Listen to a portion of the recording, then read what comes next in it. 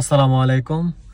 আরব কান্ট্রিতে যারা আছেন অথবা যাদের বন্ধু বান্ধব আছে, আত্মীয় স্বজন আছে, আপন মানুষ আছে, পাড়া প্রতিবেশী আছে, কিংবা পরিবারের কেউ আছে, এই ভিডিওটা অবশ্যই ধৈর্য সহকারে একটু শুনবেন। আমি সচরাচর ব্লগ ভিডিও বানাই, তা আমার প্রিভিয়াস ভিডিওগুলো দেখলে আপনারা বুঝতে পারবেন। কিন্তু আমি চিন্তা করছি যদি আমার একটা ভিডিওতে আপনাদের উপকারে আসে তাহলে ক্ষতি কি। যারা আরব কান্ট্রিতে আছেন অথবা যাদের ফ্যামিলির অথবা যাই হোক পরিচিত কেউ যারা আরব কান্ট্রিতে আছে, তাদেরকে একটা বিষয়ে ক্লিয়ার করবেন। এই আরব কান্ট্রিতে কিন্তু আপনার জানুয়ারি, ফেব্রুয়ারি, মার্চ, এপ্রিল থেকে আপনার সেপ্টেম্বর পর্যন্ত একটা ভয়াবহ সমস্যা সেটা হচ্ছে আপনার রুমের গ্যাসের সমস্যা। আর এই সমস্যার কারণে কিন্তু একজন দুইজন মানুষ মরতেছে এইরকম না, অনেক মানুষ, শত শত মানুষ মরতেছে শুধুমাত্র এই সমস্যার কারণে। গ্যাসের সমস্যা। গ্যাসটা কেমনে হয়? আপনার যে সিলিন্ডার গ্যাস আছে না, ওই গ্যাসের কথা আমি বলতেছি না।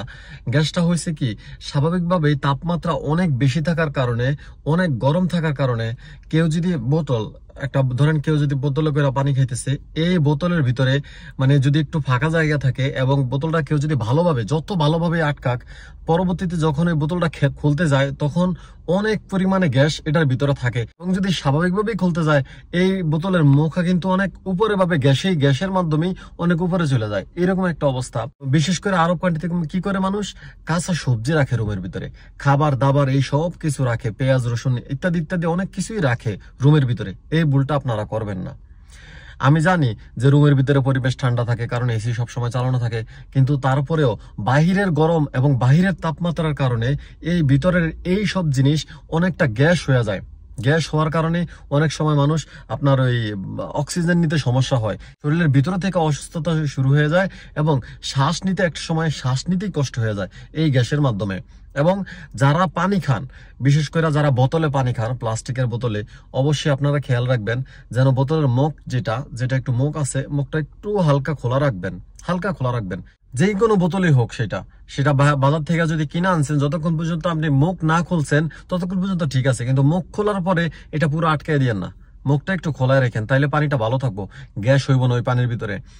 আর বিশেষ করে রান্না বান্নার জিনিস, রান্নার যে ঘর আছে ওই ঘরে রাখবেন, রুমে আনবেন না। আর রুম অন্তত সপ্তাহের ভিতরে একবার হইলেও রুমের দরজাটা খোলা রাখবেন 2 থেকে 3 ঘন্টার জন্য। যদি সপ্তাহের ভিতরে 2বার হয় তাহলে ভালো। আর যারা জানালার পাশে আছেন রুম, জানালাটা অন্তত দিনের ভিতরে একদিন হইলে একটু খোলা রাখেন, এসিটা সাইরা দেয়া এই রুমটা একটু খোলা রাখেন, তাইলে রুমের যে গ্যাস আছে ওই জিনিস বাইরে যাব।